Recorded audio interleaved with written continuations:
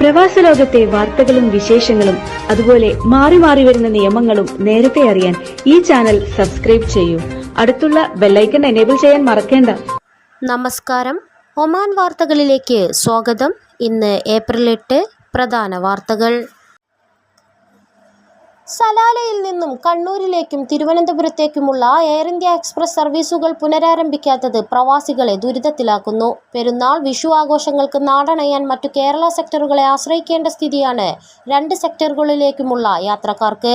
Salalah, Kozhikode, Kochi റൂട്ടുകളിൽ പ്രതിവാരം ഒരു service മാത്രമാണുള്ളത്. ഇതും ദോഫാറിലെ പ്രവാസി മലയാളികളുടെ ദുരിതം ഇരട്ടിയാക്കുകയാണ്. പ്രവാസികൾക്കേറെ ആശ്വാസമായിരുന്ന കണ്ണൂർ തിരുവനന്തപുരം സർവീസുകൾ ഒരു വർഷം മുമ്പാണ് എയർ ഇന്ത്യ എക്സ്പ്രസ് റദ്ദാക്കിയത്. വരാനിരിക്കുന്ന അവധിക്കാലത്തുൾപ്പെടെ സലാലയിൽ നിന്നുള്ള യാത്രക്കാർക്ക് വലിയ തിരിച്ചടിയാകും എയർ ഇന്ത്യ എക്സ്പ്രസ് തീരുമാനം. ലഭ്യമായ സെക്ടറുകളിലേക്കുള്ള ടിക്കറ്റുകൾക്ക് ആവശ്യക്കാർ വർദ്ധിക്കുകയും ടിക്കറ്റ് നിരക്ക് ഉയരുകയും ചെയ്യും. നിലവിൽ സലാലയിൽ നിന്നും തിരുവനന്തപുരത്തേക്ക് വിവിധ കണക്ഷൻ സർവീസുകൾ ടിക്കറ്റുകൾ ലഭ്യമാണെങ്കിലും കണ്ണൂരിലേക്ക് ഇതും ലഭ്യമല്ല. അതേസമയം സലാലയിൽ നിന്നും കോഴിക്കോട്ടേക്ക് എല്ലാ വ്യാഴാഴ്ചകളിലും കൊച്ചിയിലേക്ക് ശനിയാഴ്ചകളിലുമാണ് സർവീസുകൾ. രണ്ട് റൂട്ടുകളിലും പ്രതിദിന വിമാന സർവീസുകളിലേക്ക് ഉയർത്തണമെന്നും ദോഫാർ അൽവുസ്ത മേഖലയിലെ പ്രവാസി മലയാളികൾ ആവശ്യപ്പെടുന്നു. ഈ ആവശ്യമുന്നയിച്ച് മേഖലയിലെ പ്രവാസികൾ അധികാരികളെ പലതവണ സമീപിച്ചുവെങ്കിലും ഇതുവരെ ഫലമുണ്ടായിട്ടില്ല. അറബ് ഇസ്ലാമിക രാഷ്ട്രത്തലവന്മാർക്കും നേതാക്കൾക്കും സുൽത്താൻ ഹൈതം ബിൻ താരിഖ് പെരുന്നാൾ ആശംസകൾ കൈമാറി.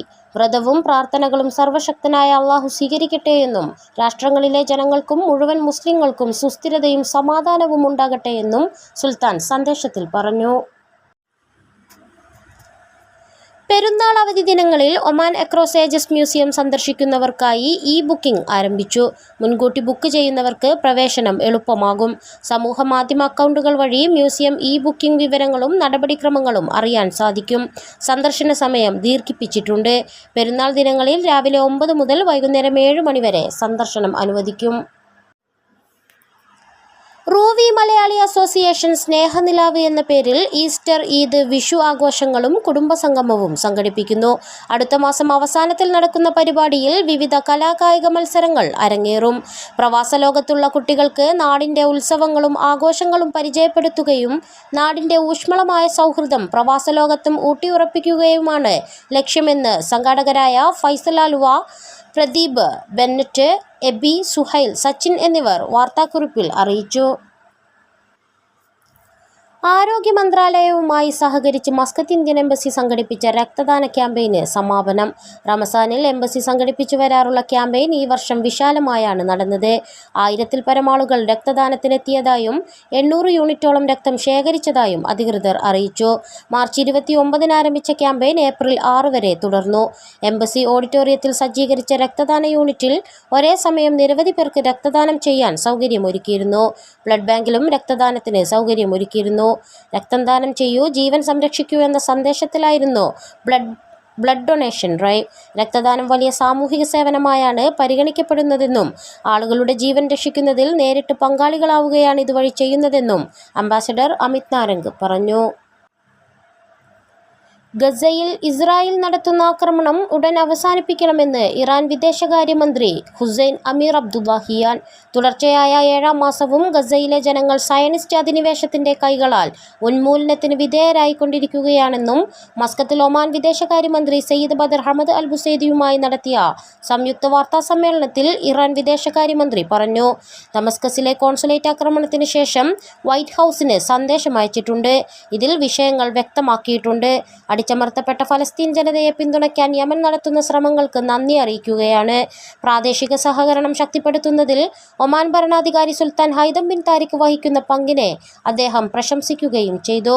മേഖലയിലെ സംഘർഷം കുറയ്ക്കുന്നതിനും വിവിധ പ്രശ്നങ്ങളും സംഘർഷങ്ങളും പരിഹരിക്കുന്നതിനുമുള്ള ശ്രമങ്ങളെ പിന്തുണയ്ക്കാൻ സുൽത്താനേറ്റ് ഇറാനോട് അഭ്യർത്ഥിച്ചതായി വിദേശകാര്യമന്ത്രി സയ്യിദ് ബദർ പറഞ്ഞു. എയർ ഇന്ത്യ ഇന്ത്യ എക്സ്പ്രസ് മസ്കത്തിൽ നിന്നും കണ്ണൂരിലേക്കുള്ള അധിക സർവീസുകൾ ആരംഭിച്ചതും തിരുവനന്തപുരത്തേക്ക് പ്രതിദിന സർവീസുകളായി ഉയർത്തിയതും പ്രവാസി മലയാളികൾക്ക് ചെറിയ പെരുന്നാൾ കാലത്ത് ആശ്വാസമാകും. സലാലയിൽ നിന്നുൾപ്പെടെയുള്ള പ്രവാസികൾക്ക് അധിക സർവീസുകൾ ഉപയോഗപ്പെടുത്താനാകും. ഇത്തവണ ആവശ്യത്തിന് സർവീസുകൾ ലഭ്യമാണെന്നതിനൊപ്പം കുറഞ്ഞ നിരക്കിൽ ടിക്കറ്റുകളും ലഭ്യമാണ്. മസ്കത്തിൽ നിന്ന് കണ്ണൂരിലേക്ക് തിങ്കൾ, ചൊവ്വ, വ്യാഴം, വെള്ളി, ശനി ദിവസങ്ങളിലാണ് സർവീസ് നടത്തുക. തിങ്കൾ, ചൊവ്വ, ശനി ദിവസങ്ങളിൽ രാവിലെ 9:45 മസ്കത്തിൽ നിന്ന് പുറപ്പെട്ട് ഉച്ചയ്ക്ക് ഇന്ത്യൻ സമയം 2:45 കണ്ണൂരിലെത്തും. വ്യാഴാഴ്ച രാവിലെ 7:35 പുറപ്പെട്ട് ഉച്ചയ്ക്ക് 12:30 കണ്ണൂരിലെത്തും. വെള്ളിയാഴ്ച പുലർച്ചെ 3:20 പുറപ്പെടുന്ന വിമാനം 8:15 കണ്ണൂരിൽ ലാൻഡ് ചെയ്യും. കണ്ണൂരിൽ നിന്ന് തിങ്കൾ, ചൊവ്വ, ശനി ദിവസങ്ങളിൽ കാലത്ത് 6:45 പുറപ്പെടുന്ന വിമാനം പ്രാദേശിക സമയം 8:45 മസ്കത്തിലെത്തും. വെള്ളി രാത്രി 12:20 പുറപ്പെട്ട് 2:20 മസ്കത്തിലെത്തും. തിരുവനന്തപുരത്തേക്കുള്ള എയർ ഇന്ത്യ എക്സ്പ്രസ് എല്ലാ ദിവസവും ഉച്ചയ്ക്ക് 12:15 മസ്കത്തിൽ നിന്ന് പുറപ്പെട്ട് വൈകുന്നേരം 5:40 തിരുവനന്തപുരത്തെത്തും. രാവിലെ 8:30 തിരുവനന്തപുരത്ത് നിന്ന് പുറപ്പെടുന്ന വിമാനം 11 മണിക്ക് മസ്കത്തിൽ ലാൻഡ് ചെയ്യും. സൗദിയിൽ നിന്ന് ഒമാനിലേക്ക് വരികയായിരുന്ന മലയാളി കുടുംബം സഞ്ചരിച്ച വാഹനം സലാല റോഡിൽ അപകടത്തിൽപ്പെട്ടു. കുടുംബനാഥനായ കൊല്ലം കൊട്ടാരക്കര ഉമ്മന്നൂർ ആലുംവിള ബദൽ മന്ദിരം കോശി ജസൂദാസ് മരണപ്പെട്ടു. ഭാര്യയ്ക്കും മക്കൾക്കും പരിക്കേറ്റു. ഇവരെ ആശുപത്രിയിലേക്ക് മാറ്റി.